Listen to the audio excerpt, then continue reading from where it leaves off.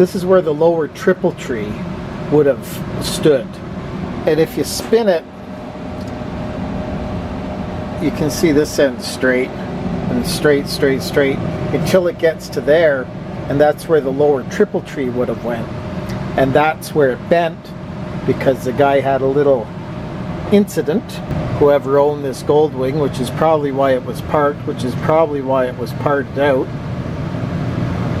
It was, but the guy took the forks off before I got there, and I didn't get a chance to inspect them, and I just took his word for it, so that's kind of crappy, isn't it? But you can see they're, as he said, they're unusable. Just bent forks just don't work well. Modern world of motorcycles, the thought of straightening forks does not come into the equation because the walls are so thin on modern forks. It's not feasible to straighten them. If you try to straighten modern forks on a press like this, they'll kink and they'll bulge. And usually when they bulge, when you get into an accident and they're bent, the modern forks will have a kink or a bulge right below the triple tree. They're not made of the same good steel they used to be either. They're made of some alloy composite, and so when a lot of times when you get into an accident with a modern bike, it is a heavy accident, they actually shear off below the triple tree. So hard to straighten when they're in two pieces. You just buy new forks, you buy new stanchions or whatever you need to buy. But these old bikes, the walls are so thick. They're approximately over 2 times as thick as the modern flavors of telescoping front ends. I've got a 55-ton press here at my disposal. Very cool thing. Had it for years. You have to find out where the bottom triple tree was when it's been clamped around the fork for years. It'll leave a trace ghost mark of where that lower triple tree ended. And that's important to note because that's where it'll, of course, bend. Now, when you straighten these, you also have to push down, of course, on where the lower triple tree was. And you're going to mark the run out. So where this caved out towards you, that's where the ram's going to go, right where I've marked it. So you need a paint pen, you need a V-block stand, a good dial gauge, and a 55-ton press. And so when you bend this down, if you're 3 mil out that way, then you're going to bend it down 6 mil, roughly, thereabouts. And what's going to happen is when you let go, the steel's going to spring back up. But with forks, you can straighten out old forks. It's not a big deal. You got to make sure it's not kinked. There's no other damage to it. You know, if it's just a bend to it, then you can press that bend out of it. It's something people used to do all the time. The fork's actually straightened out quite nice. It's just under the 0.1 mark.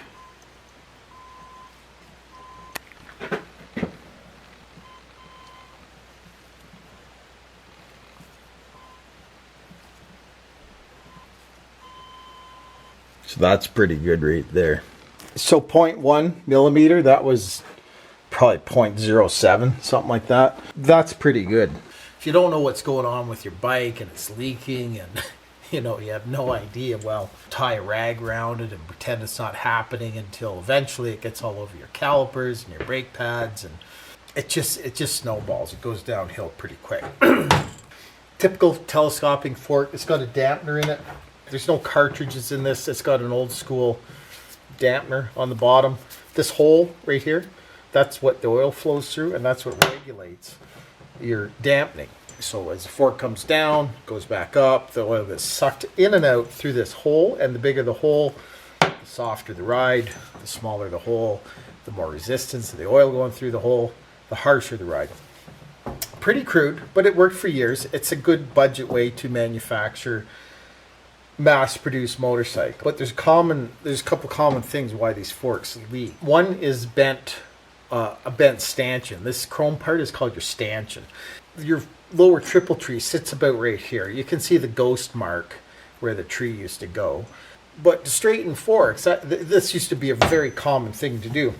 The bugs get on this, and the bugs get dry, they get hard, they cake up, your stanchion goes up and down, and it jams those bugs into your seal. And it gets between the lips in there, and then it holds the lips of the seal open, and then the oil starts coming out. It's jammed open. Fork seals are typically, mostly, double-lipped oil seals. So there's a primary lip on the top, and then there's a secondary on the bottom. And the secondary is what really seals it. But we'll get into that in a second. In the summer, take a piece of steel wool, a light, fine steel wool, and scrape all the bugs off. Anyways, you use a Brillo pad, or you can use steel wool, whatever blows your hair back. But get those bugs off there. That's really important. The second thing is, this is the first, above the oil seal is a dust seal. And as the name implies, it is a seal for keeping dust out. And although it's called a dust seal, like many other things in life, it doesn't always work as described. Probably brand new, of course, they work much better, but as they age, the rubber shrinks, it cracks, etc., and the dust gets in there. But it's not the dust that's your problem. It's that the water gets in between here, and then it worms its way down into that cavity. And so you can actually pop the seal up just with a screwdriver, pop it up a bit, and wipe with a rag underneath, and you get all that water and crap under there, because there's a ring under there, a retention ring like this, that keeps your seal down where it ought to be, and that ring rusts, and the rust starts accumulating, and then it piles up and jams your seal open. Bugs and the water ingress, the rust, clean it out. If you've ridden in the rain quite a bit, lately, then it's a good idea. Pop the seal up, get a rag, wipe it out. The other thing that makes them leak is there's bushings in here. Yeah, although this is an old fork, it's still used in many, many modern motorcycles today. These bushings, when they wear, typically when they're new, they'll have a nice Teflon coating on the bottom bushing. And if you look inside, there's also Teflon coating in there as well. PTFE, I think we call it. That's the gist on why your forks leak. The other thing, there's a spring in here. There's a spring in here, and you can just pop it out. You'll see there's a little slit in the spring. That's where the spring joins up. And if you twist it in a counterclockwise motion, lo and behold, the whole thing just comes apart. If you take this spring and you snip off about 1/8 of an inch off the end of here, and you put it back together, like so, you just twist it right back in. It just screws right back in. And you pop that right back on your seal, and you put the seal back in. A lot of times, your leaking will stop. The spring just loses its tension. A lot of times you don't need a new seal if it's not cracked, if the rubber's pliable. The seal's probably fine. It's just that seals are so cheap that most people replace the seals. I say this because if you're traveling down south, like, South America, you're on an ADV bike, you're out in, like, somewhere in middle of nowhere, Peru, sort of thing, right? And not all the time you can get a seal. You don't always need a seal. What you need is some oil. You can use ATF fluid in these things, automatic transmission fluid, and that works just excellent. It's about a 7 weight.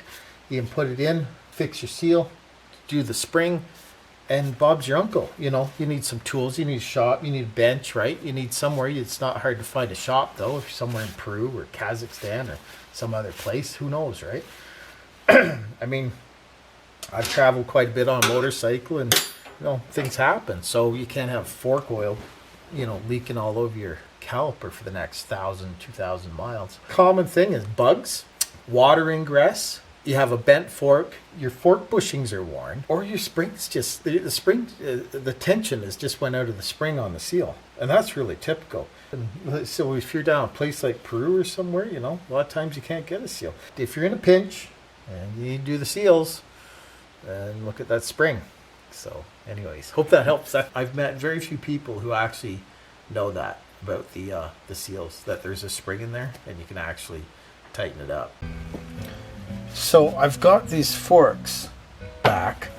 I've got them straight. It's been a pile of work so far. a good straight set here. I'm just cleaning up all the bits here. Oh man. So final cleaning before I put them all together. Inspection, make sure everything's cool. There's some bent and broken bits in here that need to be sorted out. But I think the old wing's well on its way to seeing another day on the road. So that's pretty cool. There's a company named Frank's Forks. A friend of mine was telling me about them today. I had no idea that you can order from the States, made in the States with US steel, brand new 30 mil forks. And we were chatting, and I guess these old Goldwing forks, now I don't know if this is true, I think it is though, that they're the same as 39 millimeter old Harley Davidson forks used on Sportsters and Dynas apparently, according to information I got today off them. So we were just chatting about it, and I can't endorse any company down there. I've never bought forks off Frank's Forks, but I was kind of surprised that they actually make replica forks, like replacement fork tubes for your Goldwing. So could be. I looked on their site. They didn't list Goldwing though. They did list 39 mil forks for a variety of old Honda models from the 80s. So that could be the case. Maybe they do, maybe they don't. You'd have to phone them, check it out. I don't know. The problem with buying on eBay this stuff used is that, well, it's used and it's probably just the same as what you got. It's bent, broken, twisted, rotten, chrome falling off, peeling, etc. So anyways, that's the scoop with that, man. Anyways, these are well on the way to being put back together.